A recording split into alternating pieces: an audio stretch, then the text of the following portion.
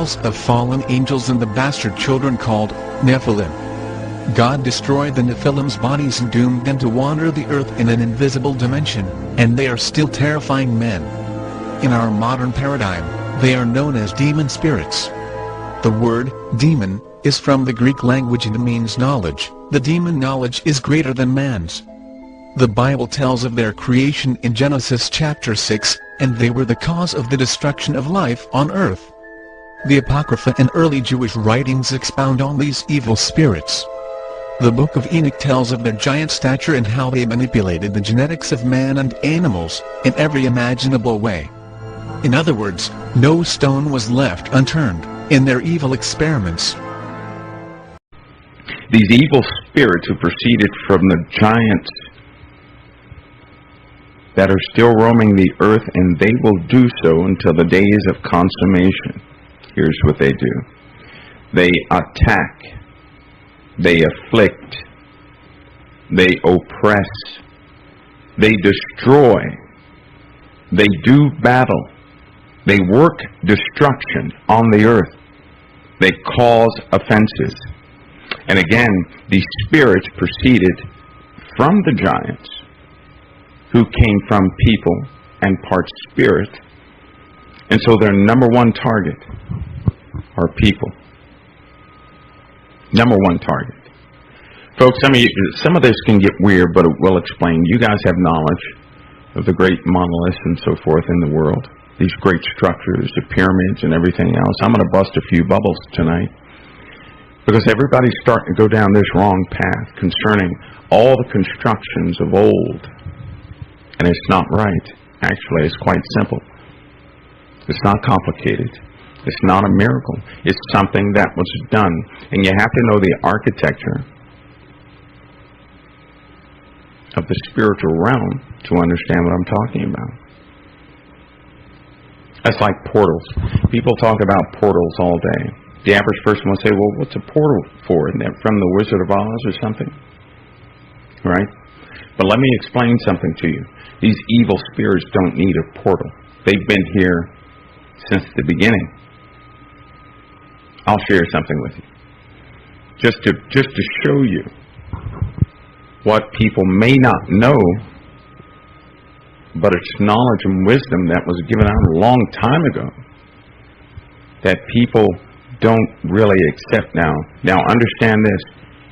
God gives His wisdom to anyone who will receive it. The problem is no one wants to receive His wisdom because they already think they have enough. Okay? They already think they have enough. I've heard a great many stories about the children of heaven who are called the Watchers, the first set. God referred to them as the children of heaven. How many knew that? They were the children. They were young. One of the same angels that made a pact on Mount Hermon was also the serpent in the garden. How many know that? How many know that? He was in the Garden of Eden. He is a serpent that did his thing. Semyaza was deceived by Lucifer himself, which, by the way, his kind is of a serpent. Just so you don't think I'm going off the rocker, you're also going to have to know about Michael, Uriel, Raphael, Gabriel, Ramiel, Sarakihal, and Raguel. You have to know about those angels. You're going to have to know who the four angels are that stand before God and what their jobs are. By the way, it's your heritage. You need to know what their jobs are, right? It's your heritage. You do realize they're fellow servants. The angels are. They're your fellow servants. How many know that the angels are your fellow servants? The only thing missing is the true archetypes of who they are. Because mankind once deified them. They once deified them, not understanding their jobs. And then when Jesus Christ came, He placed some of their responsibilities in you through the Holy Spirit. How many know that? How many know that? You know what? You might be really thankful for Jesus Christ after this conversation. Salvation is one thing, but to be able to survive and walk and stand in this world, that's another thing.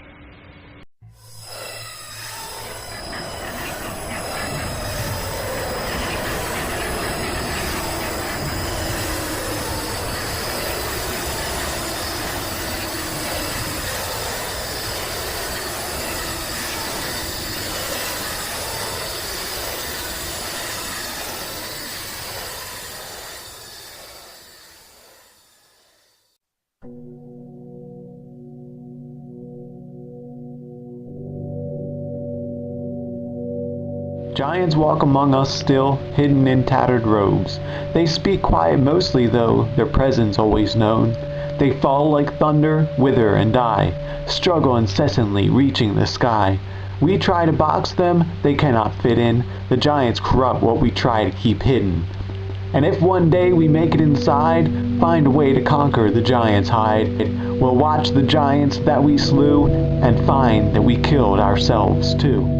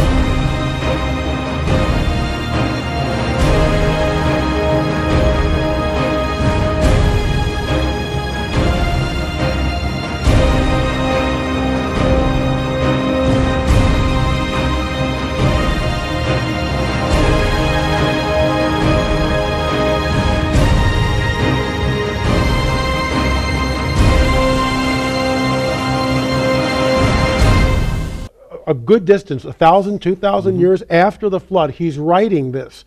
And he says the Nephilim, the unholy progeny of the fallen angels and the women of earth, creating this hybrid being known as the Nephilim, were on the earth in those days and also afterward.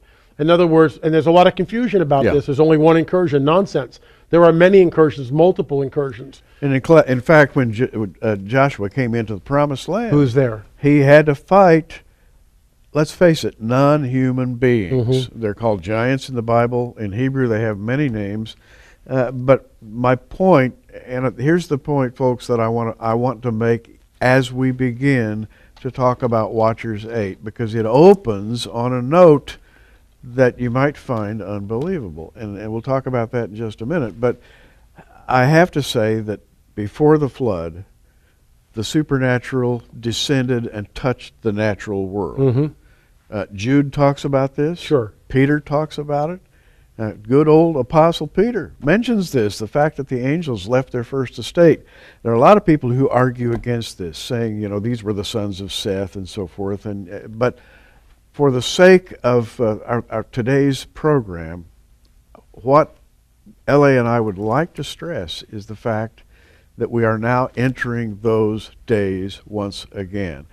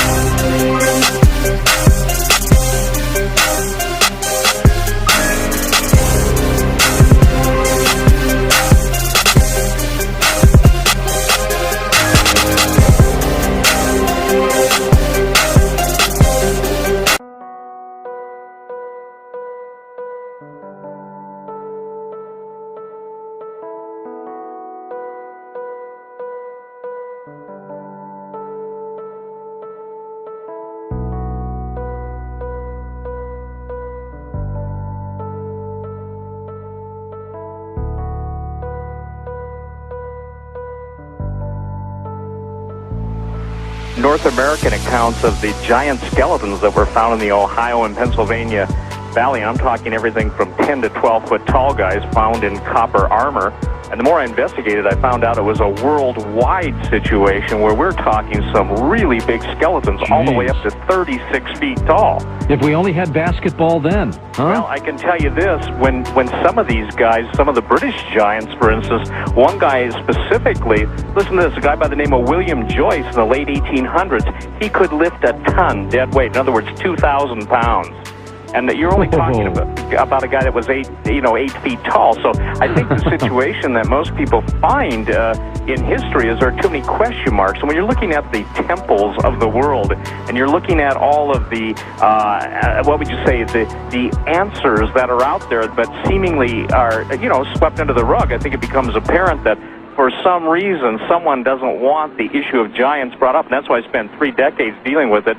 And as you know, the book has got on the front cover a British explorer with 2 12-foot giants from Kashmir standing over him. Now, again, this was in the late 1890s, and as early as 1970, in the jungles of the Amazon, there have been actual reports of people running into very shy natives who are in excess of 9 feet tall. How tall do you think the little guy is in the middle on your cover of your book, Genesis 6? According to they claim he's right at 6 feet. When I got that from a group of people in London that have the only photos of these guys around. Also in the book, I have a picture of a 12'2" Irish mummy, and it's fascinating because later in the show we can get into the mummy issue. But the point that's fascinating is if you take guys that are all the way up to 36 feet tall, 20 feet tall. The Emperor of China had 2 15-foot guards. Charlemagne himself was surrounded by rather large individuals. We have a Roman emperor named Maximinius who was a giant himself. His wife's bracelet, George, would fit around his thumb. We're talking about people that are, we're talking about people with big egos, big appetites, and incredible strength. We're not talking about the medical situation that you see sometimes on the History Channel where they show giants as being these guys that don't live very long, obviously like Andre the Giant, who was a wrestler. Right. We're talking about guys with unbelievable strength, unbelievable knowledge, and unbelievable wisdom. On the website, I even show some of the Incan kings, I-N-C-A-N, Inca, from the Inca Empire, basically in the museums of Peru, that have 4 to 5 times the cranial mass of a standard human skull. So we're not only talking about big guys, we're talking about people with incredible intelligence, and we're talking about an answer that obviously classical anthropology and archaeology, these guys don't want to deal with this. I think it was David Hatcher Childress that coined the word Smithsonian Gate. In other words, a cover-up of history that's rather pronounced. And when you begin to dig, as I began digging over 30 years ago, you can find out that the reports of newspapers in America, of newspapers around the world. Interestingly enough, after I did the last show with Art, somebody went on the website and they sent me from Eastern Europe, they've already sponsored I guess you'd say an undertaking to go into some of the caves where they found a whole, basically, cavern of giant skeletons. And in the New Ancient American, which is a magazine that's put out in America, they found the most contemporary find. It's someplace in desert Southwest, and it actually shows the pictures of the giants, shows the cave, etc. So basically, interestingly enough, too, is that when you look at this, you see that there is a very, very, how should I say, skittish archaeological base out there that doesn't even want to deal with this. Well, do you think, Stephen, that these giants were regular offsprings of people, or that they popped up in a very unusual way, depending on the percent of population at the time? Well, first of all, I believe that the reason I use Genesis 6, let me read this and then I'll comment. All right. Genesis 6, 1, 2, and 6 are kind of interesting because it gets into the whole alien, the whole Nephilim, the whole Zechariah, Sitchin, Anunnaki. But let me read it. It says this: "And it came to pass when men began to multiply on the face of the earth, and daughters were born unto them, that the sons of God saw that the daughters of men, that they were fair, and they took them wives, all of which they chose. There were giants in the earth in those days, and also after that, when the sons of God came in unto the daughters of men, and they bore children unto them, the same became the mighty men which are of old, men of renown." Now, there are two opposing viewpoints on this. During about the 4th century A.D., the Catholic Church basically said, well, no, these were the sons of Seth. And the sons of Seth married the daughters of Cain, and out of good men marrying bad women came giants. We're talking about men, George, that had 6 fingers, 6 toes, and double sets of teeth. Now, that's kind of interesting because all through the digs in North America, especially in Catalina in California, Lompoc, where there's a prison in California, they found red-haired giants, 10 to 12 feet tall, double sets of teeth, 6 fingers, 6 toes. You go to South America, and the Mayan god Shambhalum had 6 fingers, 6 toes. And so I believe there is a supernatural element, and then you've got writers who claim that we were created by the aliens, the Anunnaki, and obviously I don't believe that. I believe that all the myths of history center around this one thing, that basically supernatural beings had sex with earth women and produced giants. And it's in the Bible, it's in Genesis 6, Jude 6, 2 Peter, but more than that, and in addition to that, it's all through history. So you believe that these giants are the offspring of fallen angels. Fallen angels from way gone back. Well, from way gone back. Cyclops, giants with one eye in the center of the forehead. And by the way, 2 months ago in Indonesia, there were actual cyclopean skulls found, one eye, giant, and immediately the standard, if you will, anthropological community came out and said, oh, these are just basically calcified remains of a normal skull. And, you know, it's interesting because, again, you know, basically you have from just the Genesis account of these fallen angels having sex with earth women, producing, again, a race of incredible people. You know, everybody's heard of David and Goliath, yes. But what they don't know is that Goliath had, you know, 4 brothers, and these guys all had 6 fingers, 6 toes. There's a guy named Og, O-G, not a hard name to remember, and some scholars place him at 18 feet tall. So from the Genesis account in the Old Testament through all of the the historical accounts through the different continents, whether you're dealing with South America, whether you're dealing with North America, the Europeans, the Asians, the Australians, the Greeks, everybody has got their records, their bones. And, you know, interestingly enough, in classic anthropology, classic archaeology, this stuff is basically taboo. They won't deal with it.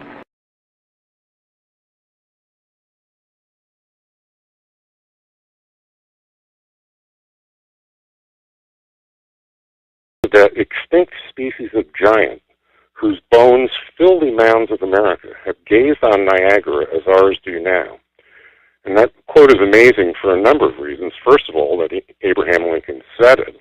Number 2, that it shows how widespread the knowledge of the giants in the 19th century were. We were an agrarian society. People were plowing fields all over America and turning up giant bones everywhere.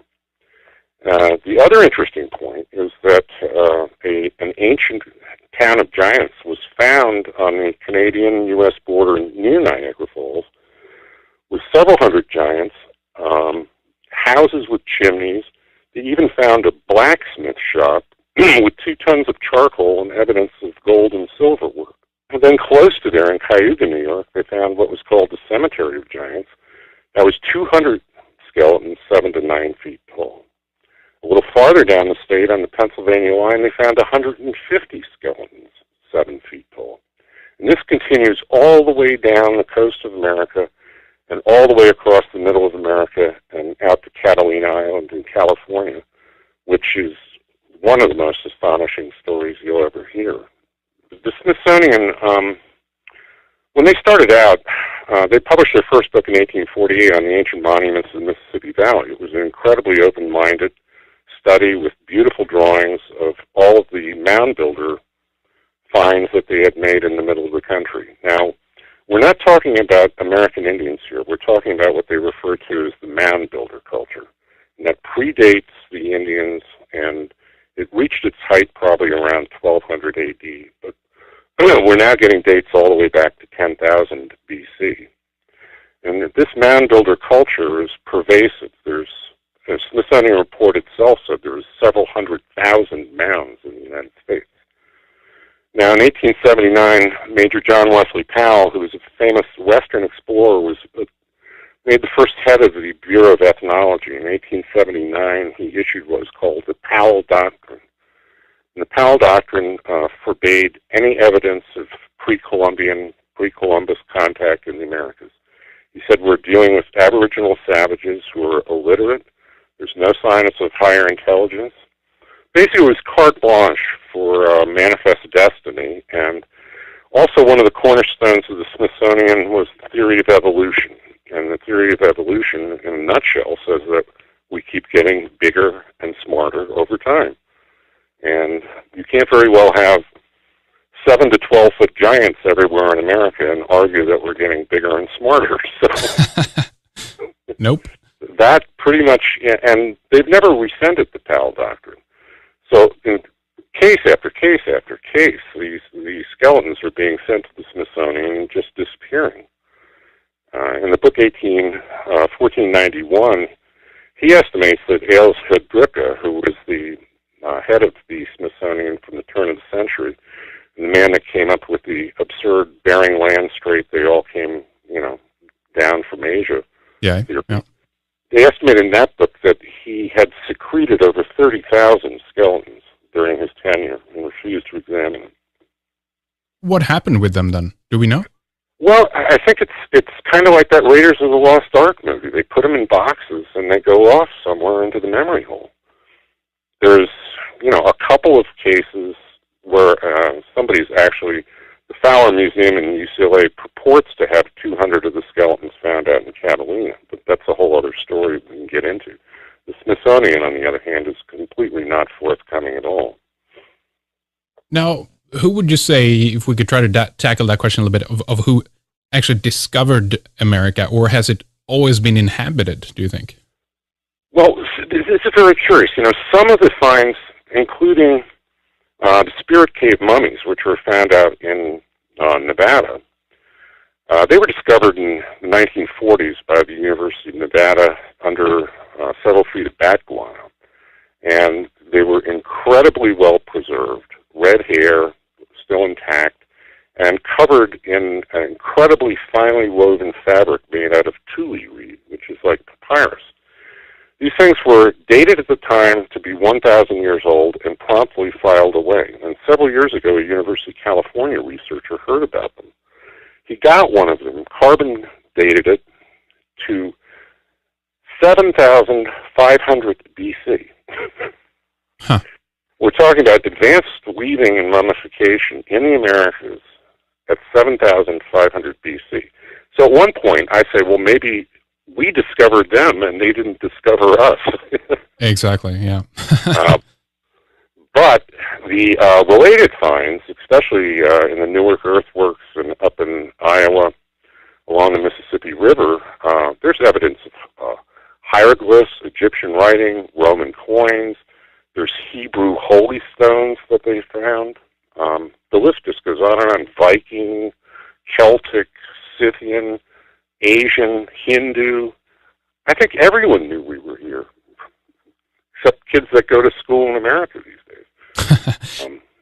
And in Newark, Ohio, where a number of giants have been found, Ohio University has in their collection what they call the Holy Stone, which is a condensed version of the Ten Commandments, and some ritual cleansing bowls, which have been dated to the Second Temple. So it does raise some interesting religious questions as well. I mean, when we think about this, then, if we consider cultural diffusion as opposed to walking over the Bering's land bridge there, we have a potential situation where different peoples for thousands of years have traveled over to America. I mean, there is this with the copper mines, which seems to have pretty established that there might have been trade routes going back to, Absolutely. I don't know, 2,000 years, right? Well, the copper mines in Keweenaw Peninsula in northern Michigan are some of the most interesting, fascinating things I ran across in the book. Right north of the tip of the peninsula is something called Isle Royale, which is an island that's virtually made out of copper. And it's the highest quality, purest copper in the world because of the volcanic upthrust. The copper was all exposed to the air and the sulfur impurities burned off. Now, they've got evidence of mining there that go back 10,000 years. And there was two professors from Michigan that published a book that estimated 1.5 billion tons of copper were taken out of there. The kings and queens, the giants in the mounds that I go through in the book are almost always covered in copper jewelry, copper crowns, copper armor, micas, often in association with that. But that in no way accounts for the extraordinary amount of copper that was taken out of there. And there's indications, there's some rock art I saw that looked like a boat from Crete had been engraved. And there's stories of monolithic docks up there, quays, dams, all kinds of things. So there's, and also I even ran across, they won't test the European copper for the Michigan signature, but purity is over 99%. Right. So it's so unique. And also their copper working techniques were superior to anything we have. They used annealing, which was hot and cold water and cold hammering. And report after report says these axes are as strong as steel. We don't understand how they were made. So, who do you think was responsible for the mines, for the mining? Well, again, there's huge finds of giants up there. I mean, basically what we're talking about is not that America was populated exclusively with giants, but that the ruling class was composed of giants. And mound after mound after mound, the central burial is of a giant. Sometimes he's surrounded in a sun circle burial with 10 warriors with their feet pointing at him. I have a great series of reports out of Tennessee and Kentucky that was done by Dr. John Haywood in 1823, where he went over 100 years of the stuff they had been finding there, and they found 9-foot blonde-haired giants in secret caves with roll-away stones, sacred springs, standing burials with monoliths around them. Just extraordinary stuff. Golden Gate Bridge. It's built out of steel, and it expands. And you've got to have expansion joints. So when you're driving on the deck of the bridge, you'll cross over a grate, and that grate is interlocking like the fingers on your hands.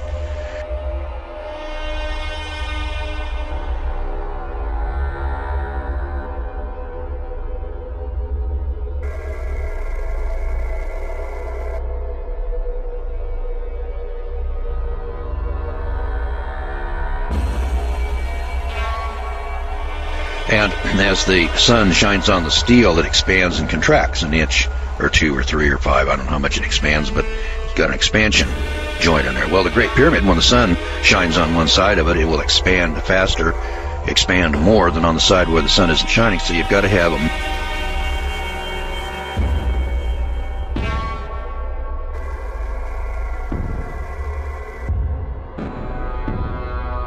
Golden Gate Bridge, or the Bay Bridge. And of course the Twin Towers, they didn't last very long. Now, it would say to me,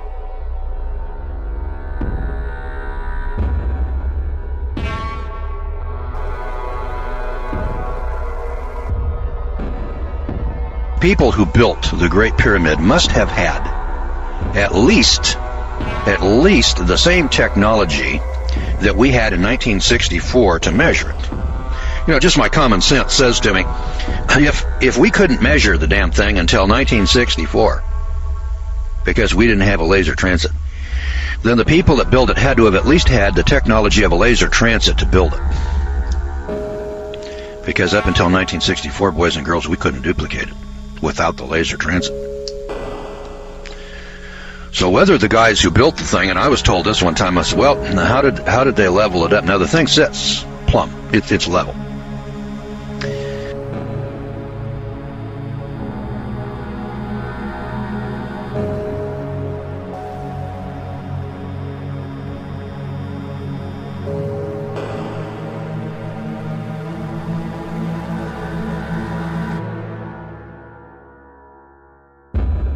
But then when this thing sits on 14 acres and it's plus or minus plumb, and then it's plus or minus a half inch on 4 corners, sitting on 14 acres, which is bigger than the Empire State Building, which is bigger than the Twin Towers, which is more accurate than either. You know, you got to sit there and say, hey, wait a minute. These guys were not savages dragging their knuckles on the back of the ground. These were not Cro-Magnons. We can't duplicate the thing today. That tells me they got to be smarter than we are. Now, if we could duplicate the thing today, we'd have 4 or 5 of them sitting out there. And you don't see anybody building those today. Now, there had to be a reason for it. I don't know what the reason was. And that's another thing. People don't spend $32, $64, or $128 billion, building the most massive building that's ever been constructed in the history of mankind without a purpose. We haven't got a clue. Can't figure it out. Nobody's spending $128 billion today to build something over there in Washington, D.C. to commemorate World War II. We don't have the money, number one. Number two, if we had the money, we couldn't duplicate it. Don't know how. We don't know how they did it. Well, the guy that wrote the book, Dead Men's Secrets, his name is Jonathan Gray. He hits upon this very subject matter over here. In fact, he hits upon a number of areas of life, like geography, astronomy, cosmology, mathematics, metallurgy, large-scale construction techniques, social organization, engineering, mechanical devices, everyday items, clothing, art, medicine, flight, space travel, ancient science, and civilization. Can you imagine space travel before Christ? Ancient science before Christ, civilization before Christ, flight, medicine, art, and clothing before Christ, equal to or superior to anything that we have today. Now, right away, somebody says, well, if that were true, we would have heard about it from archaeology. You would? You would? Excuse me. In 1940, there was a skeleton up here in the museum in Chicago. I think they call it the Museum of Natural History. It was a 14-foot skeleton. Now, the Bible says there were giants on earth in those days. This is back in Genesis chapter 5, I believe it is, or 6. There were giants on earth in those days. That does not fit with the theory of evolution. It doesn't fit with modern science. Now, go into that museum today, and you're not going to find that 14-foot skeleton that was there in 1940. I don't know what happened to it. I'm just telling you that in 1940 it was there. Today it's gone. It doesn't fit with the theory of evolution, and I first of all want to tell you that that is not science and that is not academic. That is propaganda. If it doesn't fit with your theory, what you do is you destroy it. You eliminate it. Get rid of it. And that's not honest. And then it's not intellectual. So when I hear stories like that, I say to myself, well, why would archaeology, why would science, why would people in museums want to deliberately destroy the evidence? I mean, if there were giants, then why don't we say, well, gosh, there were giants? That's the truth. How many of these giants were there? Well, now, it could be that the 14-foot giant was just an anomaly. You know, it happens once in a while. You look in the Guinness Book of Records, there was a guy that was just, I think it was 8'11", or 8'10.5" or something, just a shade under 9 feet tall. And the Bible talks about a guy named Goliath. You know, there's David and Goliath. There's a Bible story there. Well, Goliath was 9'6". And compared to the giants described in the Bible, Goliath was a midget. You know, 9 feet is pretty tall when you're comparing it to a 6-foot man, but 14 feet. And there was the story of a guy named King Og, and his bedstead was 14 feet. So the 14-foot skeleton that was in the Chicago Museum was an average run-of-the-mill 14-foot skeleton. There were people that were 15, 16 feet tall. And I suppose there were people that were 9, 10, 11, 12 feet tall, but they're all big. They're big guys. Now, are there any other skeletons beside that one in the Museum of Natural History in Chicago? And the answer is yes, by the hundreds. They've been discovered all over the world. And Dead Men's Secrets identifies the locations of those finds. Now, I didn't know that before. So I had heard of the Great Pyramid. I had heard of the Nazca monuments out here in the desert where they got spiders and monkeys, you know, that are miles across, 6-8 miles across. And big buildings with building blocks that weigh 50 tons down in Peru and Ecuador. And cities that are built on cliffs and on top of mountains, you know. And those are just one here and one there and one. It makes you think, well, my God, were there people out here in ancient times smarter than we are today, more technologically advanced? Did they have ships that could go across the oceans? Before the flood, flying in jet airplanes, they had medicine equal to today, art, clothing, and mechanical devices that have been dug up, but they don't fit the theory of evolution. See, evolution is a fairy tale for adults that tells us once upon a time, long, long ago and far, far away, And then they proceed to tell us the story about how billions and billions of years ago thus and such occurred. Pure fantasy. There isn't a shred of evidence, not a shred of proof. No scientific tests can be duplicated. And, if people want to believe that, that's fine. There's no problem with that. People believe in religion. I kind of watch people, religious people. They scare the hell out of me, and I watch them as far away as I can get from them. And then they believe in superstition. And rational people who attach themselves to science, they attach themselves to another superstition called evolution. I call that science. I look at both of them and I say, oh my God, I got one superstitious bunch on the one hand, and I look over here and I got another superstitious bunch on the other hand. And neither side can ever come to an actual grasp of truth and understanding, how did it actually happen? So in order for us to do that, if we're going to arrive at the truth, we got to actually come to grips with 14-foot skeletons and buildings that are so big and so massive that we can't duplicate them today, and ask the question, well, how did those people build that? Who was here to do that? We look at Stonehenge, in amazement to this day, and say, how in the world did those people get 30-ton blocks of rock sitting up there on top of that? That would be a whale of a feat. It can be duplicated. We could do Stonehenge. But hey, boys and girls, there's a lot of buildings around the world that we can't duplicate today. There's a block of rock in a wall down in Ecuador that weighs 200,000 tons. It's a dressed rock. It's a square. I say square, it's rectangular, but it's got corners to it. It's got 8 corners. And these corners, are exact. It didn't just evolve this way. If you're out here walking around, and you see a block of rock over here and this thing is square, and you measure it up and it's got the same measurements all around it, you can be pretty sure that some intelligence over here squared that thing up. Here's the crazy part of it. Do you know how much 200,000 tons is? That's a lot of weight. That's a big chunk. Let me describe the Titanic. That big ship, the Titanic, and the Queen Mary. These big merchant ships. Well, those big luxury liners weigh about 40,000 tons. 40,000 tons. All right, now let's pull the Queen Mary into a shipyard, and let's just stick it under a couple of cranes, and let's just pick it up and set it on the ground. Do you think that there's any place in the world that there's a crane big enough to pick up a ship like the Queen Mary? Well, I'm here to tell you that there isn't. So when they want to work on a ship that big, what they have to do is run it into what they call a dry dock. That's a big hole in the ground that they can flood with water. They can float the thing in, and then they let the water out of it, and the thing settles down on the bottom, and then they can go in there and then go to work on it. So when we want to work on a ship, we have to put it in a dry dock. You can't pick it up. Now, there are places that have cranes that pick up fishing boats and just pick them up out of the water and stick them over here on the ground, and then they work on them, and then they pick them up off the ground, and they set them back in the water. Fishing boats and things like that. Now, let's go down here. I told you there's a rock here that's now 200,000 tons. There's lots of rocks that are 50,000 tons. That's as big as or bigger than the Queen Mary. There's lots of rocks that weigh 200 tons. They go anywhere from 3, 6, 16, 30, 50 tons, things like that.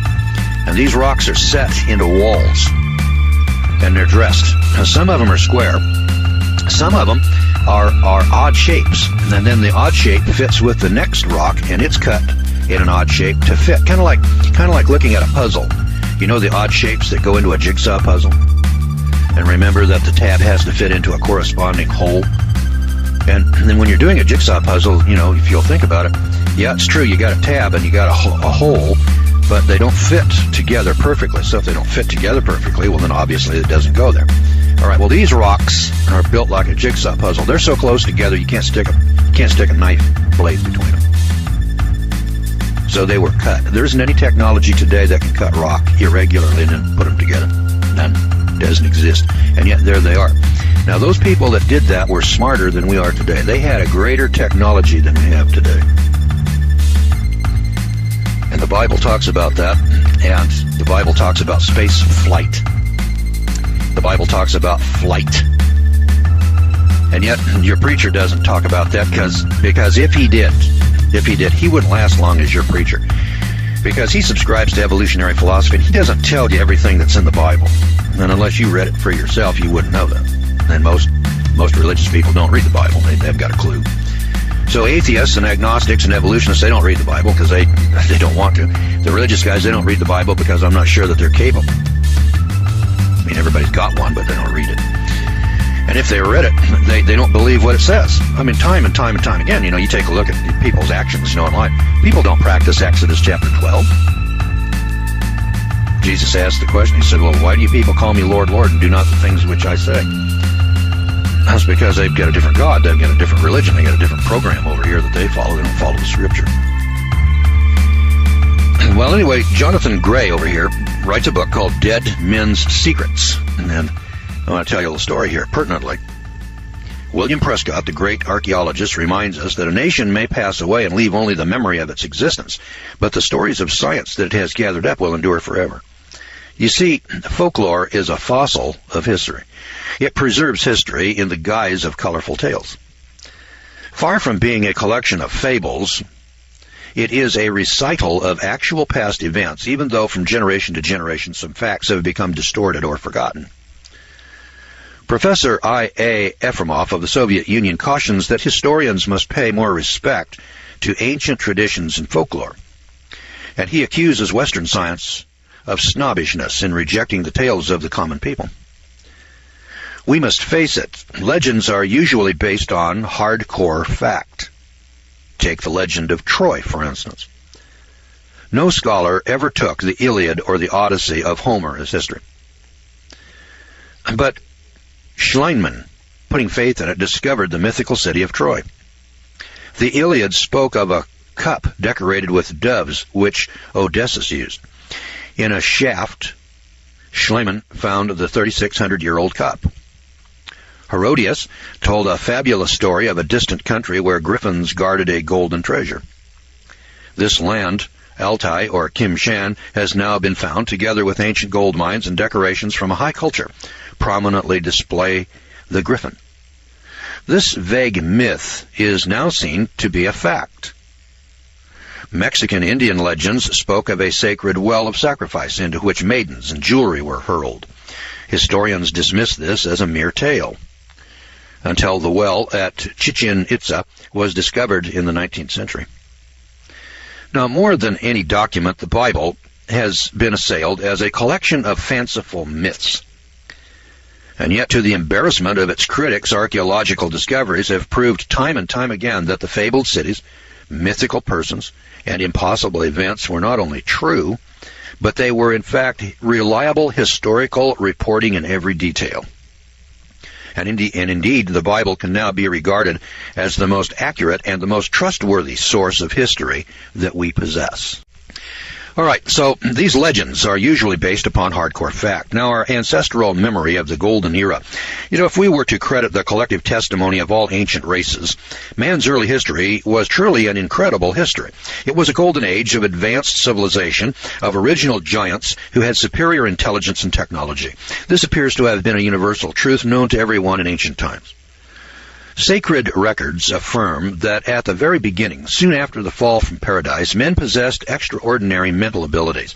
Beginning with the raw earth, they mastered a high level of civilization and technology in just the first 6 generations of their existence. In that short time, they were able to build cities, play complex musical instruments, and smelt metals. Indeed, with their scientific complexities, these earliest men, it seems, were no fools. We might well wonder to what degree they further developed and refined this technology. In the final few centuries before the flood struck, were the miracles of science as common as they are now? A perfectly valid question, I would think. Now imagine, if you can, paved rainbow cities whose houses of crystal reflected every special hue, and we're talking about air travel, computers, and plastics. Now, did you know that when Alexander Graham Bell gave us the telephone, he said that it had been done before? The old devices have been reinvented, he observed. Yes, you read it right. That's exactly what Bell said. He said, in fact, the question was pressed further by the eminent British scientist Frederick Soddy. He's a winner of the Nobel Prize in Physics, and he wondered whether the ancients might not only have attained our present knowledge, but a power hitherto unmastered by us at this time. Now, there are physical remains also. So, in our quest here for the truth concerning ancient civilizations, we've got to have some physical evidence. as a jurist or a lawyer, if we went into court and we wanted to prove our theory or prove our side of the case, we'd have to have some kind of evidence. We call them exhibits, physical evidence. Now, where did Bell and Soddy get their information? Well, quite possibly from some rusty old records.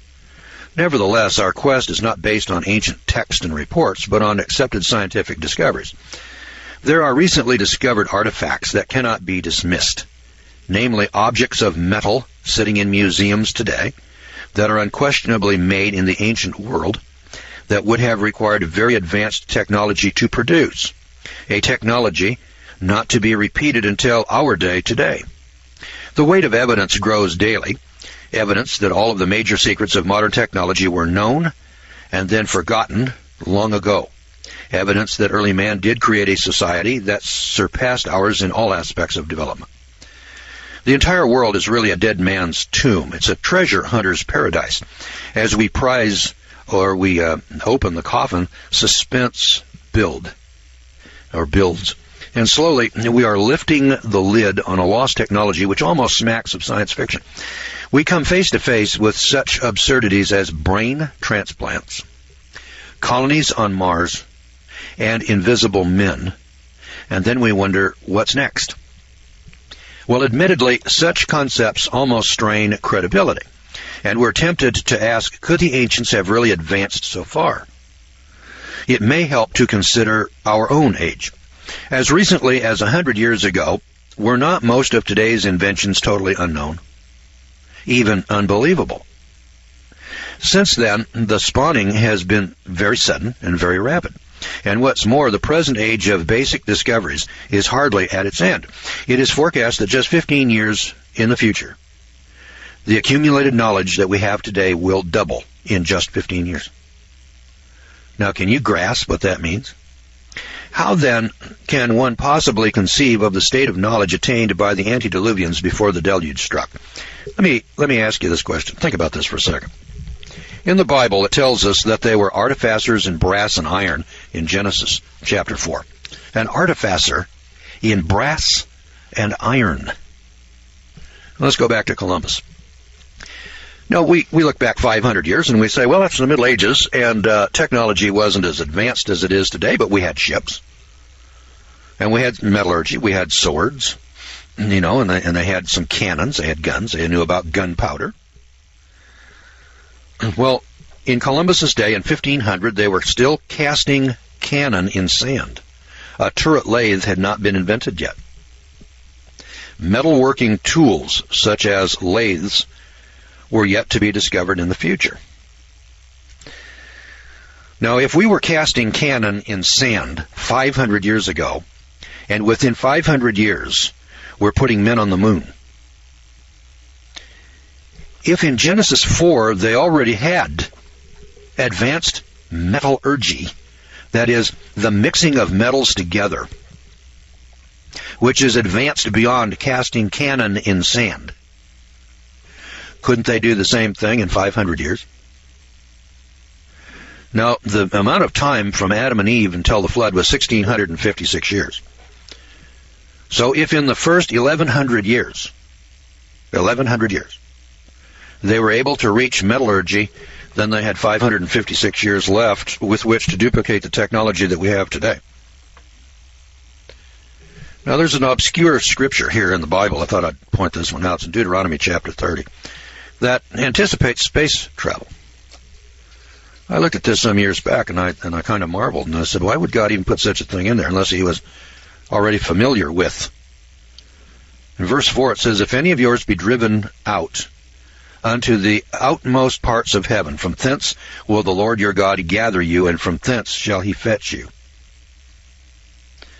How far out into the heavens has man traveled that he has been lost on other planets or on other moons, like, say, our moon or Mars? I don't know. It never entered our vocabulary until the last 50 years. It's been in my lifetime. When I was a kid, we used to read the comics, and there was a guy by the name of Flash Gordon. That was science fiction. That was in the 1950s. Nobody ever thought that anybody was going to travel to the moon or build a space station or put satellites up in the air with which we could bounce radio waves off of and telephone calls. Never occurred to anybody. We had Dick Tracy with a watch, a two-way communication watch. Today we all have cell phones. Dick Tracy, science fiction, 1950. He's got a two-way wrist radio. Today everybody's got a cell phone talking with people anywhere in the world. Now we did that in the last 50 years or so.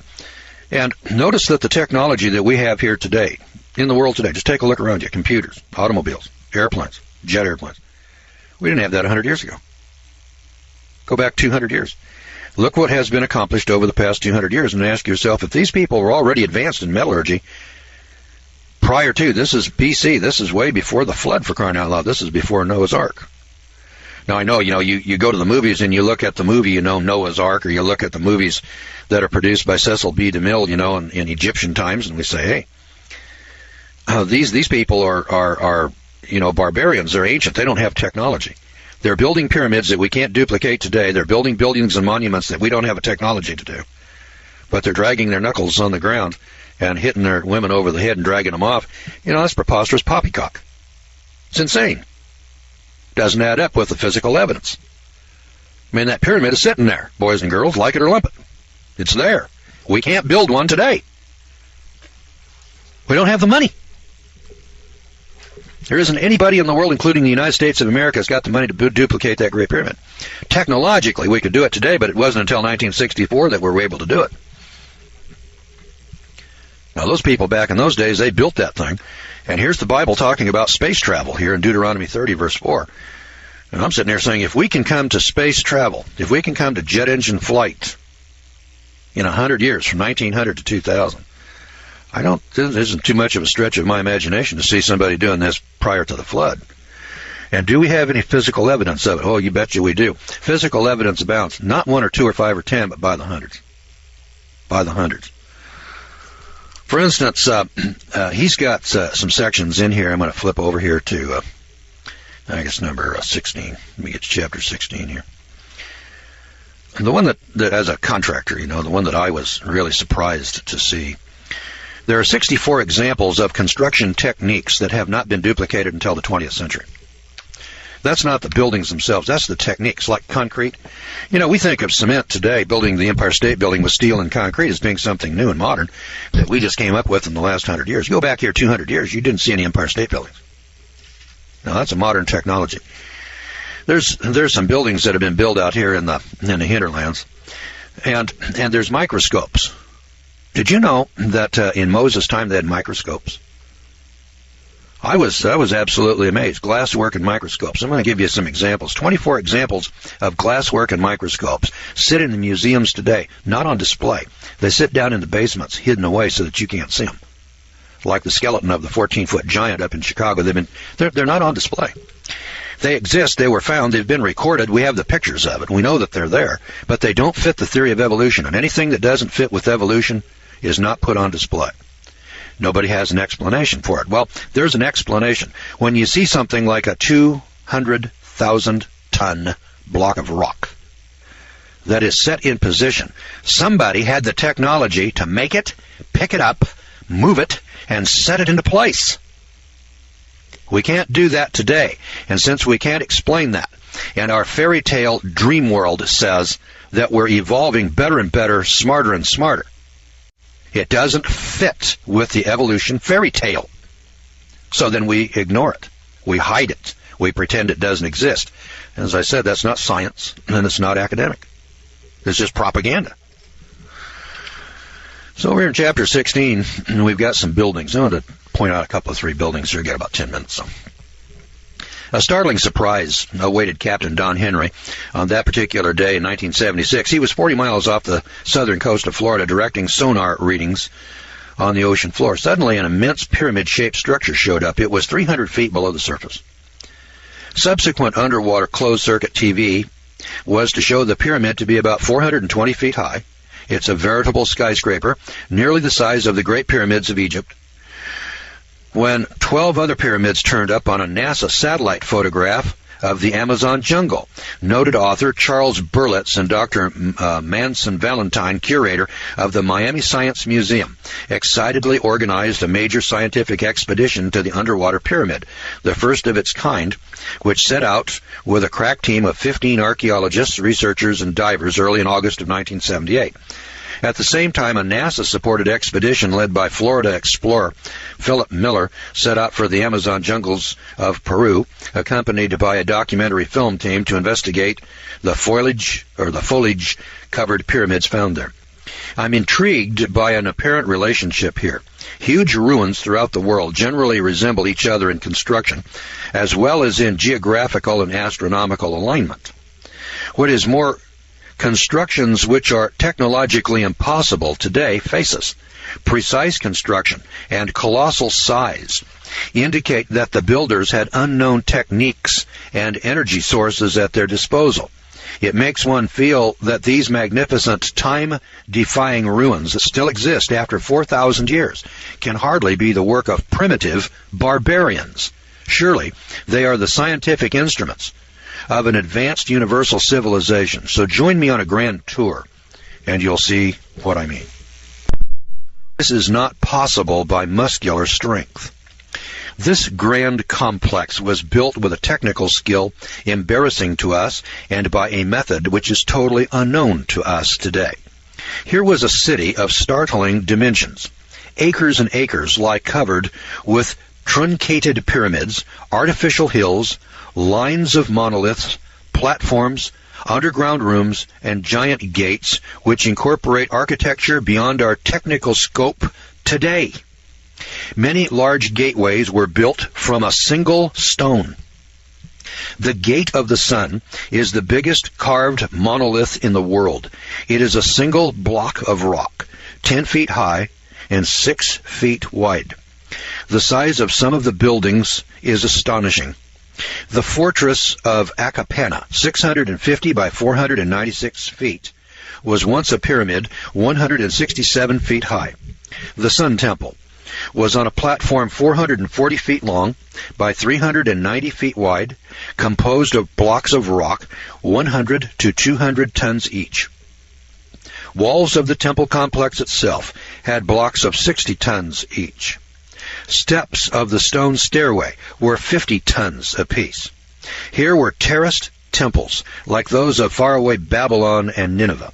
The walls of the palace were 220 feet long by 180 feet wide. Its throne room was 160 feet long by 130 feet wide. The steps from the palace entrance were washed by the lake now receding and 15 miles away. The paved court under our feet is 80 feet square, with a covered gallery 45 feet on one side. Court and hall are one single block of dressed stone. One single block. Building blocks. One is 36 feet long, 7 feet wide, fitted without lime or mortar and without any joint showing. Nearly every stone is accurately cut and polished, nicked, mortised, and occasionally even beveled. Water conduits have a completely modem shape with smooth cross-sections, polished inner and outer surfaces, and accurate edges. See these half pipes? They have grooves and corresponding protrusions that fit together. Plundered Spanish invaders stole the interlocking copper or silver keys which secured the stonework from earthquake damage until they had survived for thousands of years. Subsequent earthquakes leveled the structures. As late as the 19th century, there were imposing colonnades to admire, of which sadly there is now no trace. Many of the great buildings were dynamited, and then untold treasures disappeared. One 24-foot statue remains. But the records are there. You see, when the Spanish got there, they made records of it. And then they tore them down, blew them up to salvage the gold, silver, and the metals, shipped them off to Spain. Here's the point. Here are buildings at 12,000 feet in Bolivia that we could not build today, let alone at 12,000 feet. And we're being told, in our movies and in our books, that these great monuments were built by slave labor, and they were built by hand, without wheels, without pulleys, just by pure muscle. That's preposterous poppycock. You talk about fantasy world. Hey, you talk about fairy tales.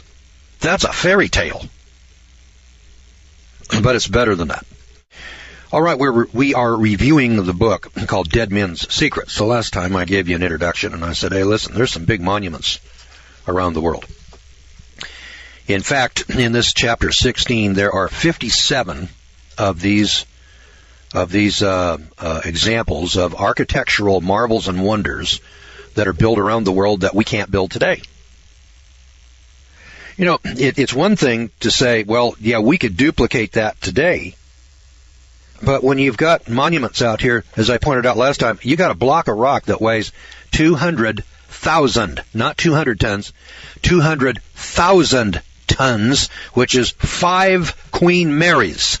Somebody quarried that block of rock and then moved it and set it in place. There isn't anybody in the world today that can do that.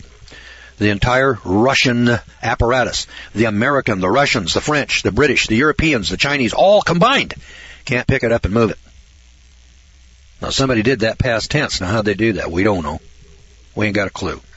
And there's 57 of those stories here in the book. It's called Dead Men's Secrets. You can probably get a copy of it down at Barnes & Noble. It's fairly new. It's 2004. The author's name is Jonathan Gray. And it's put out by an outfit called, kind of an odd publisher here. I've never heard this name before. They call themselves Teach Services Incorporated. Published by Teach Services Incorporated. They got a webpage. It's www.teachservices.com. And it's TEACHS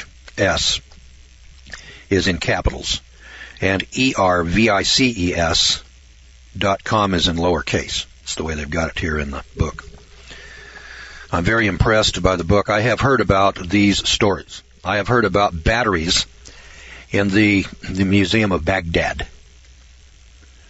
And I've heard of airplanes out of Ecuador, model airplanes, you know, little models of airplanes that were jets.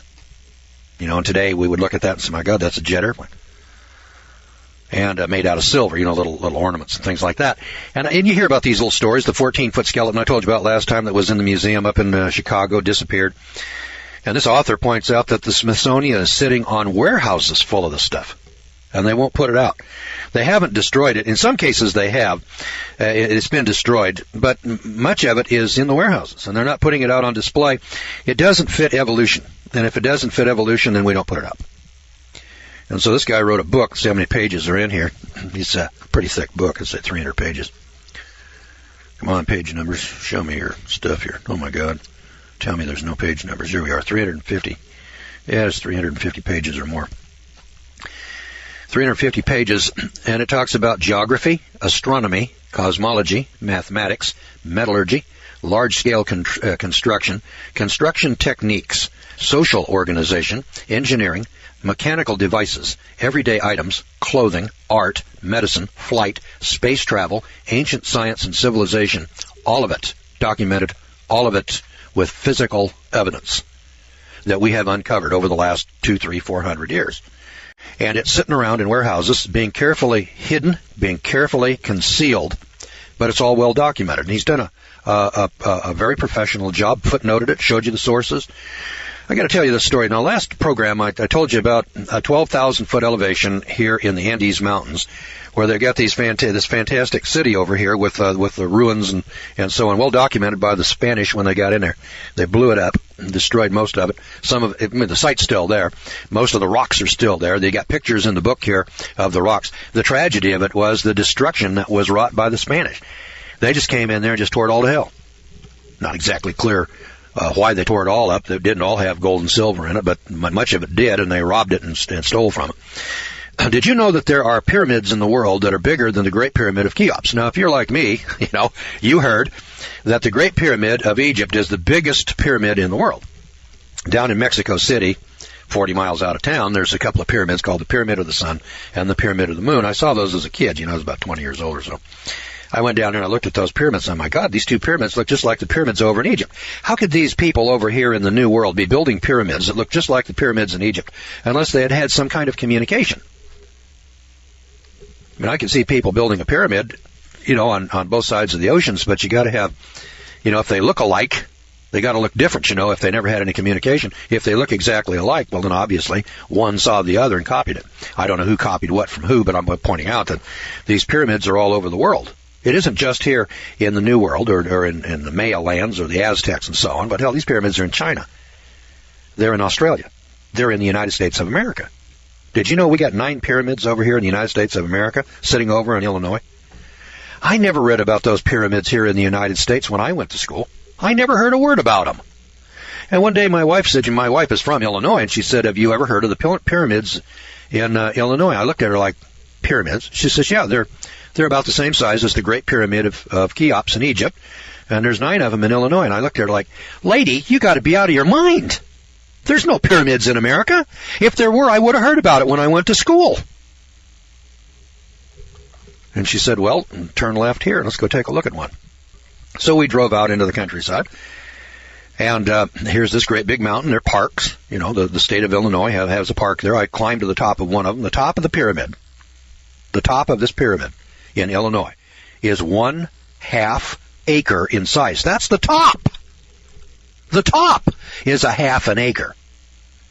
It's bigger than your house. It's bigger than your lot for most of you people out there. I was looking on the computer last night, and we were taking a look at houses in the Los Angeles area, and there's lots, 7,000-foot lot, 8,000-foot lot, 6,000-foot lot. I mean, you people live on pieces of ground that aren't as big as the top of this pyramid. I'm not talking the bottom of the pyramid. I mean the top of it. And then, it sits on acres and acres of land, and it's 400 feet tall, and it's built out of dirt, and somebody packed all that dirt up there.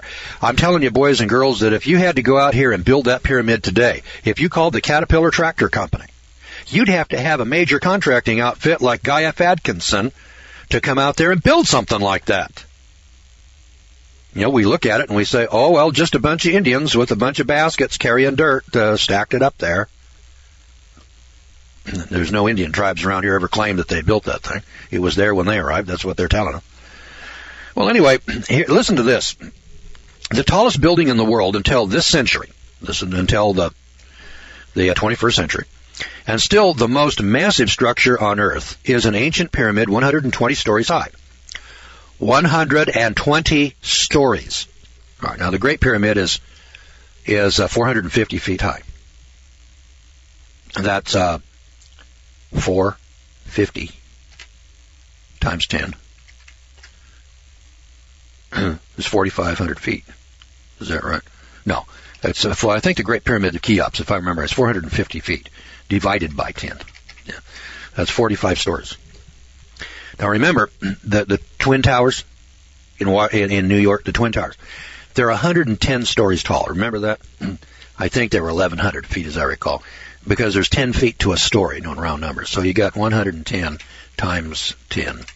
Yeah, they were 1,100 feet tall. All right. This pyramid is sitting in China today. Today, in China. Where they find all these great things every once in a while. Well, it stands on a long, desolate, flat stretch of land 40 miles west of the ancient capital, Xianfu, on an old dirt road caravan trail, and crosses from Peking, or Beijing they call it today, to the Mediterranean. About 2,000 feet at the base, it rises some 1,200 feet. All right, it's 2,000 feet at the base, and it rises 1,200 feet.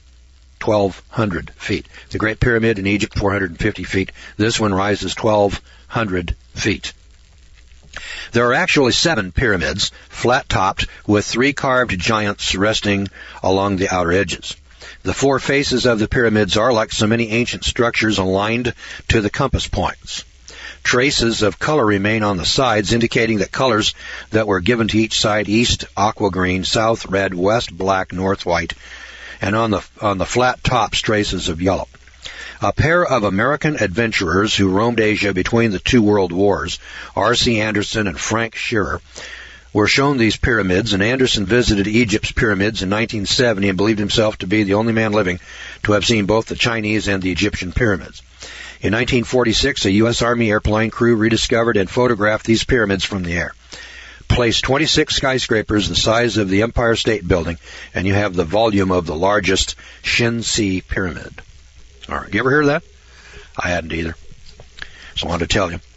Some skyscrapers, heights, and constructions in China equivalent to 120 stories, Ecuador 60 stories, Egypt 48, Bermuda seabed 42, Italy 35, Iraq 30, Guatemala 23, India 22, Mexico 21, Kampuchea,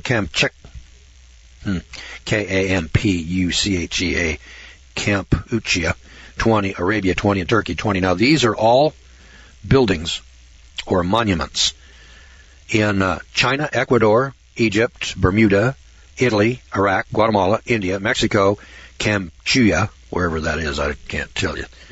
If you want to check me out, Kampuchea, probably some new country in Africa, Arabia, and Turkey, 20-story tall buildings. Hell, we weren't building 20-story buildings until 1900. And they're still here. These structures, by the way, boys and girls, have withstood time for thousands of years. And it's thought that all of these structures are built before Noah's flood and survived the flood.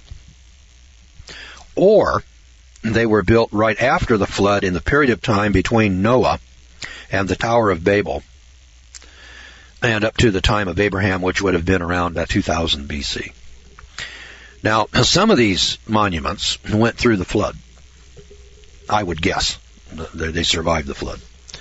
I could be wrong about that. They may have all been built on this side of the flood, every last one of them. But my guess is that some of these things, especially up in the Andes Mountains, unless, of course, they had that technology after the flood and then it was destroyed after the flood, which this guy points out could well be the case. Now, this is the section on construction, large-scale construction.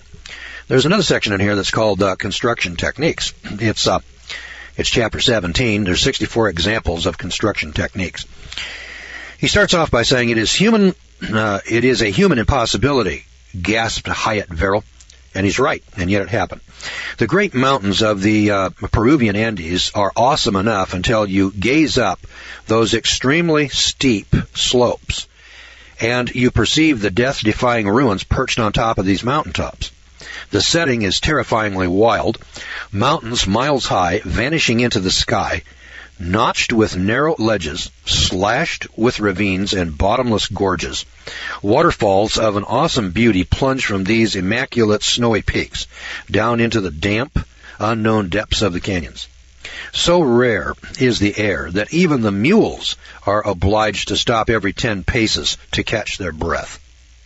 Here at the frontiers of the impossible, a vanished civilization set gems in stone, astonishingly assembled polygonal walls suspended over the abyss. They carved practically vertical stairways up stupendous precipices. High in the clouds rises one acrobatic stairway of 64 steps, which had to be carved in a place where one could only get a toehold for support. Another comprises 600 steps. Just imagine that. And then here are the pictures of these stairways up these mountains. Now, these ingenious jewels, or jewelers in rock, ascended a dizzying mountain no wider than the blade of a sword, and topped it with watchtowers and walls pierced with lookouts. The mountain drops away so abruptly that if a workman slipped, his body would not hit the bottom for 3,000 feet. Today, on all sides, the ruins of temples, fortresses, and towers surmount the peaks and cling to the vertical sides of the canyons like ivy. Overlooking a waterfall, a splendid palace rises above the fierce abyss, impossible to reach. How was this palace built?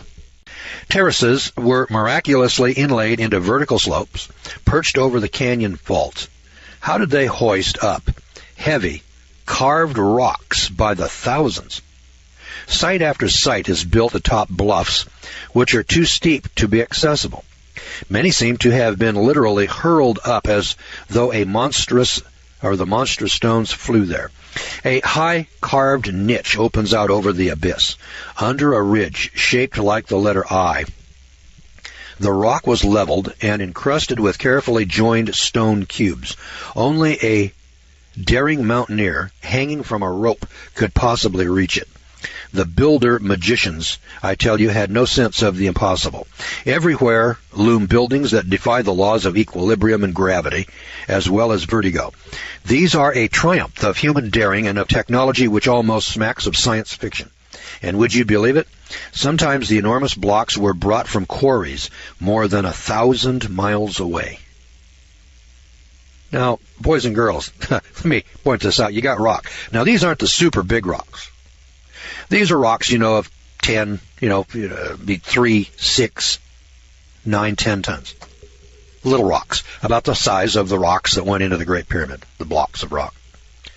But they're raised up on mountains, steep mountains, that are up around 10 to 12,000 feet in the Andes Mountains, where the air is so thin that the mules have to stop about every 10 paces to catch their breath. Now, how the hell do you build stuff like that up there in those mountains? It isn't being built by muscle labor. It's being built by some kind of machines and mechanical labor. Now, many are covered with intricate carvings. No man alive could duplicate such carvings with the stone tools that we find. As Hyatt Verrell remarks, it is not a question of skill, patience, and time. It is a human impossibility. I mean, we're just taking a look at it, boys and girls. It's there. Like it or lump it. There's the pictures of it here in the book. And I've seen this, time and time again. It was the Incas and the Aztecs, that built some of these monuments years ago. How'd they do that? Where'd they get that kind of technology? And the thing here that is so ingenious in this book are that these kinds of monuments have been found all over the world, and the genius that this guy, Jonathan Gray, has put together here is that he's rounded up not one or two odd ones like you and I have heard about, reading about it in Reader's Digest, or some odd story. I mean, he put it all together. Antarctica. There are traditions of a legendary rainbow city where the colors of the rainbow are said to have been used in the construction of the buildings and even in the paving of the streets. In Rome, glass-storied theater.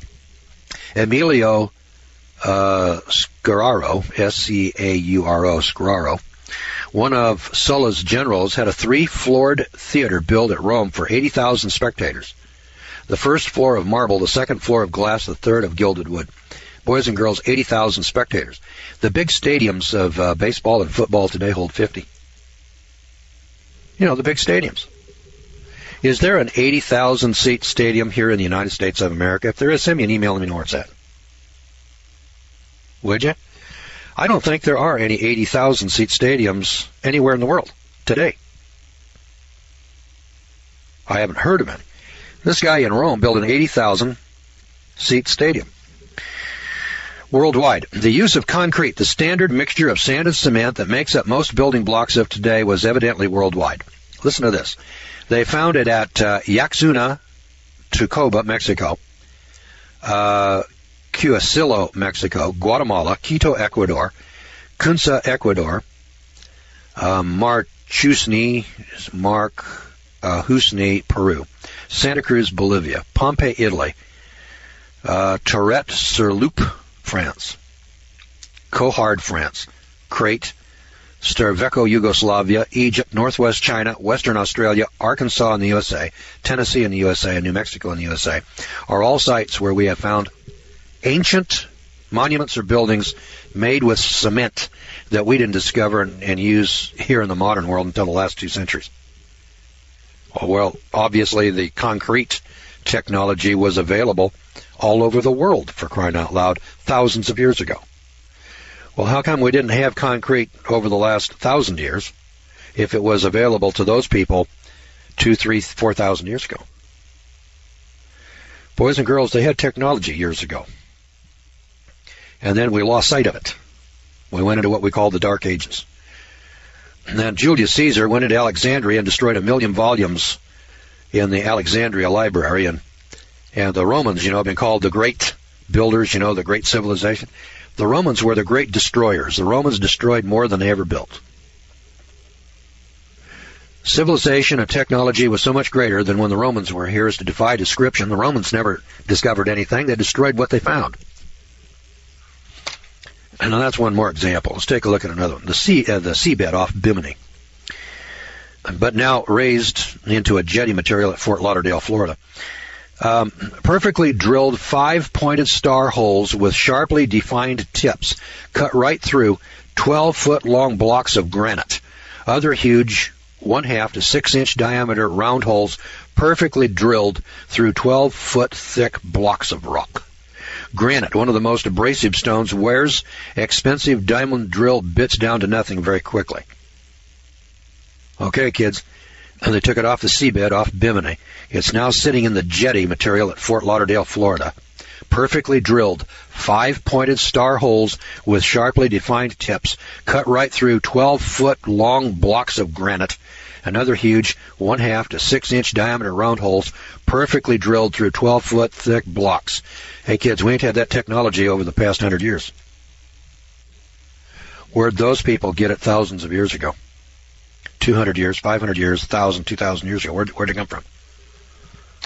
Did it come from savages evolving from monkeys, dragging their hands or knuckles on the ground? Come on, kids, let's grow up and get real. You know, the people over in Borneo who are still living back in the Stone Age are not doing that kind of technology. And you're sitting there saying, well, you know, we men, we're getting smarter and smarter as time goes along. Hell, we can't do that today. Over in Turkey, the boring of holes finer than the thinnest needle in a block of hard stone. Turkey. Over in Turkey. They got holes bored through stone which is finer than the thinnest needle. We can't do that today. Boring into granite rock with drills that turned 500 times faster than modern power drills today. 500 times faster.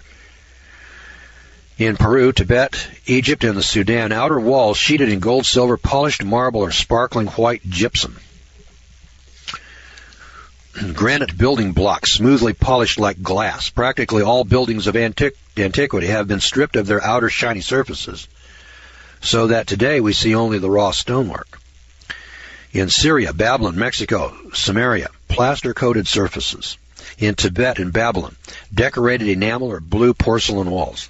Enamel, blue porcelain, Tibet and Babylon, today. China, Babylon, Mexico, and Egypt, multicolor surfaces on building exteriors. In Brazil, the use of different colored stones in the approach steps to buildings. Peru, steps polished like glass. Bolivia, colored decorated pillars. Greece and Peru, hydraulic gates opened by means of a complicated jet of water. In Crete, Etruscans in Italy, hydraulic lifts. Essential to the support of highly technological society must have been the use of massive water storage dams of modern strength. The enigma was, vestiges of these appeared not to exist. As I sought for evidence, the question kept emerging. Had river rampages obliterated all traces? Recently, one solution to this mystery fell open in quite a bizarre manner. Arkansas. Carpet rock, an area an acre or so in size, which recently split off the Petite Jean mountainside, has a curved grid of ironwork running all through it that gives it the carpet appearance. Examination, however, shows it to be reinforced concrete with the steel gridwork still intact and little rusted, surprisingly, until you realize that it was sealed from oxidation until splitting off the cliff only recently. The whole cliff, Carpet Rock and Petite Jean, is thus seen to be one vast concrete pour, very, very old. It was the spillway of a vast dam which must have contained the White River and the Arkansas River in one great impounded lake. Now, does this sound like the work of semi-primitive men who had to use stone tools, horses, and vine ropes? No, the early builders obviously had sophisticated techniques. In later times, methods became more basic and building less ambitious. The earlier apparatus fell into disuse, gradually disintegrated, and was ultimately lost to history. That's here in Arkansas. Carpet Rock. Features of houses, 2- and 3-story dwellings. In Lebanon, Crete, Tunisia, Arizona, houses of 5 and 6 stories. Pakistan, Babylonia, expert construction in bricks, expert construction in bricks similar to our own, heated to about 900 degrees. So they weren't just making mud bricks, boys and girls, they were making fired bricks. All right, we've been taking a look at construction techniques in large-scale construction. I'm an old-timey contractor. That caught my eye right away. I see these buildings, monuments. I see concrete being used, cement being used in ancient structures. I see pyramids in China. I see pyramids in Mexico. I see pyramids in Illinois. There are pyramids all over the world. Pyramids, like the pyramids of Egypt, all over the world. Who built them and why? I suspect many of those were built before the flood. And if not, then the technology from before the flood, assuming that it was all destroyed, then was built after the flood, in that period of time between about, 2350 BC and about, maybe, 1500 BC, maybe a 1,000-year period. Now, there's a lot of questions that you probably have in your mind that are answered in other chapters in the book. Always keep in mind that when I review a book, I cannot read the whole thing to you. I can't cover every page, every subject, every topic, every chapter. So I pick out of the book those chapters that are really boggle the mind. Now, there's one in here that deals with electricity. Have I got electric in here? Where is it? Geography, astronomy, cosmology, mathematics, metallurgy, large-scale construction, construction techniques, engineering, mechanical devices, everyday items. There's a chapter in here that deals with electricity, and I can't put my finger on it. So I'm not going to spend the time looking for it right now. How about microscopes? Microscope. Did Moses have a microscope? Now, we know that Galileo discovered the telescope, sometime in the 1500s. And then from that, somebody got smart and they said, well, if we can see out to the moon, can we see something a little bit smaller? And then we polished glass. And then we made the glass convex and concave. And as time progressed, we finally came up with microscopes. Well, listen to this story. It's chapter 15. Glasswork. Microscope on a sexy spider. Leaping lizards. What do you make of that? Shall we bank for another run? The Peruvian flyers could scarcely believe their eyes. Spread out below all over the desolate Nazca Plateau was a mass of geometric patterns and giant pictures of birds, animals, and people as far as the eye could see. These ground-drawn objects were so numerous that they could be seen only from an airplane. Small wonder that they were not discovered until that day in 1939. Now, here are some really fabled, and you've probably heard this what do they call this thing now? Nazca, N-A-Z-C-A.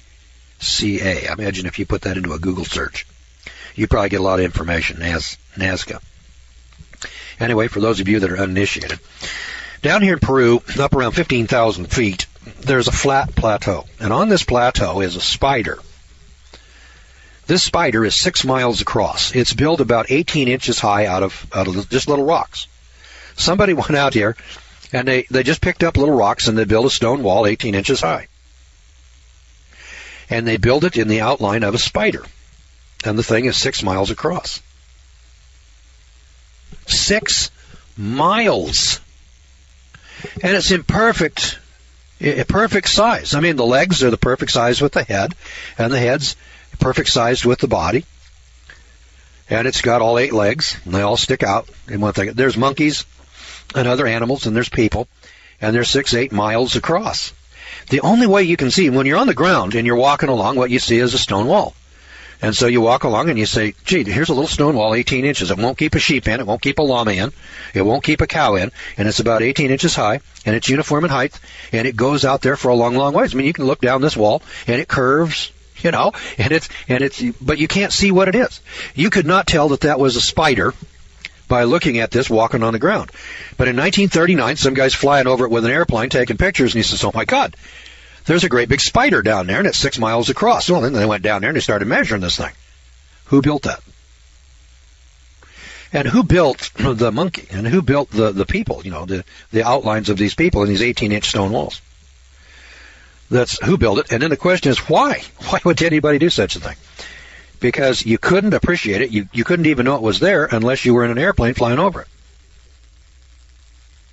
You have to be in an airplane. You got to be up in the air over the top of it to see what the hell it is. That's how big it is.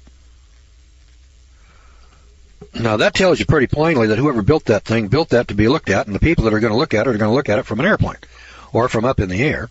Could be a gas balloon, But then if that's the case, then gas balloons were invented before 1700. First one I heard of was a hot air balloon flown in France about, 1705 or something like that. But it gets better than that. Not only do we need an airplane to see this, fashioned by an unknown pre-Inca culture and covering an area of 30 square miles, they're still unexplained. So here's 30 square miles of plateau with a number of these monuments, these monkeys, spiders, and people laid out on the ground in 18-inch high little rock walls. We have no idea, working from the ground, anybody could execute such figures in perfect proportion. They can be observed successfully only from 1,000 feet in the air. One of the drawings depicts a spider.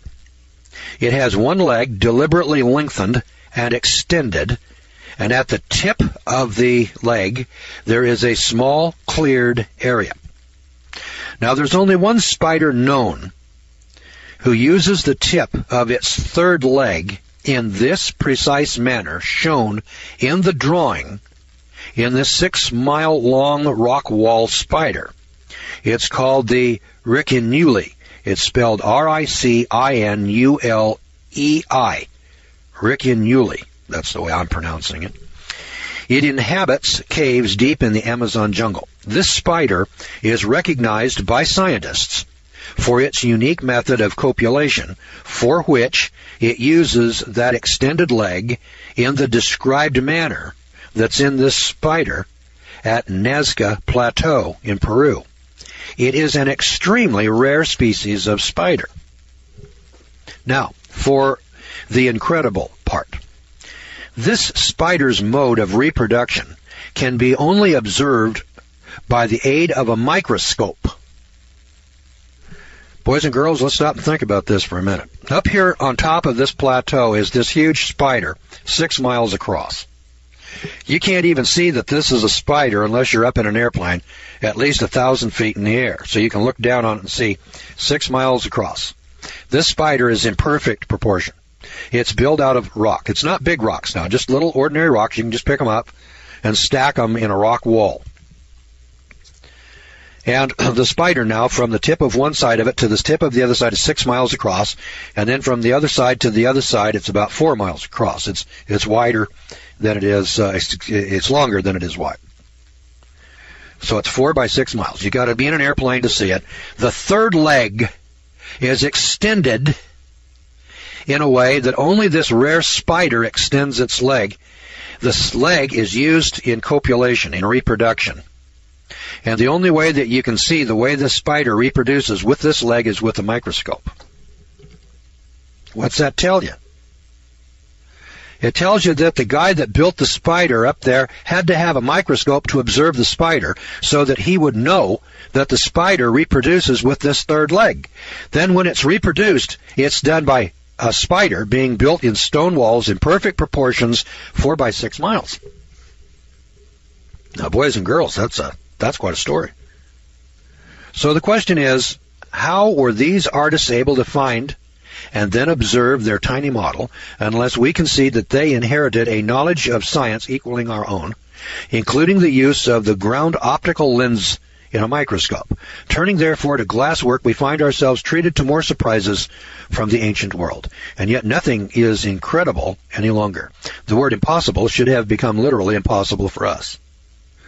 China, before 2500 BC, Assyria, 2700 BC, and Medzamer, Armenia, 2500 BC, the making of glass was well known. In Haifa, Israel, a glass block weighing 88 tons. There are only 2 masses of glass that are larger than this 88 tons, and both are the casts for the huge mirrors of the Mount Palomar telescopes. Got this? Ancient times, 88-ton piece of glass. It's sitting in Haifa, Israel.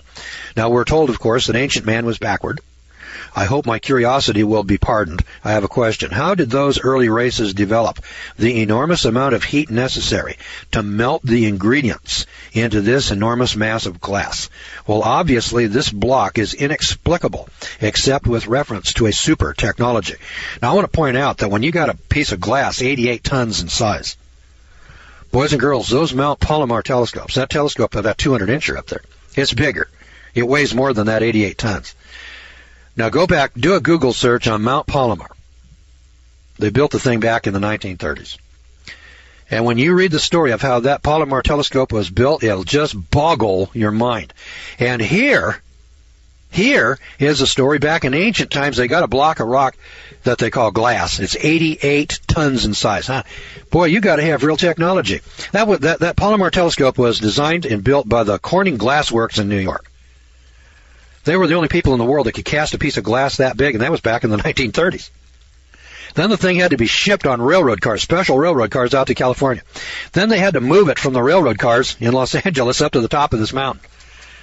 I mean, it's a story that just boggles your mind. It was a hell of a feat back in the 1930s. And here we got the same thing going on thousands of years ago. But they didn't have railroads, and they didn't have trucks, they didn't have gas engines, they didn't have furnaces.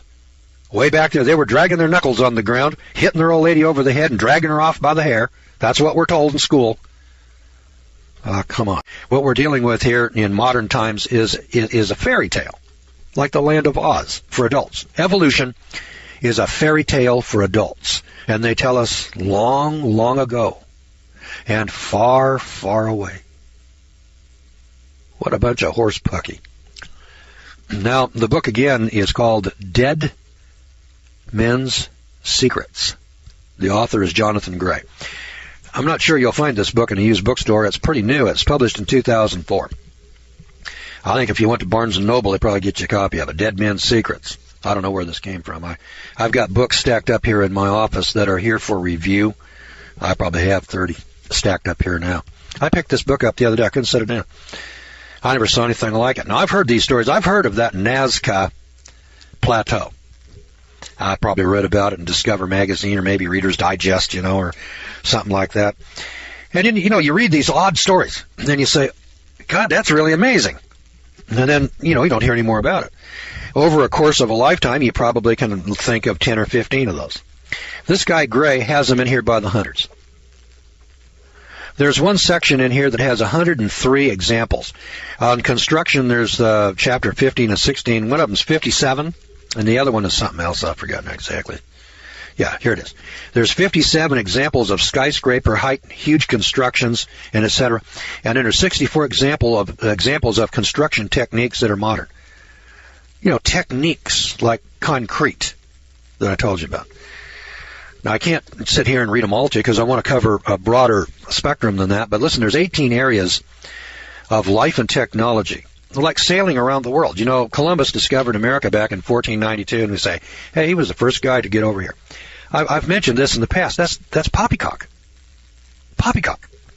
When Columbus got here, there were people here, for crying out loud.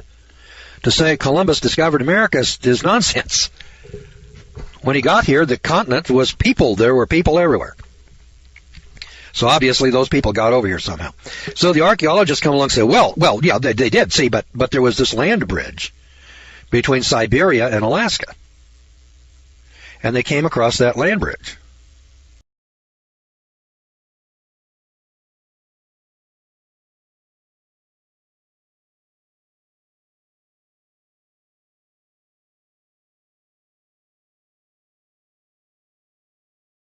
That time in history now. We're in the days of Noah, and everything that preceded Noah building the ark and the judgment of Almighty God on this earth that was in rebellion is about to be relived.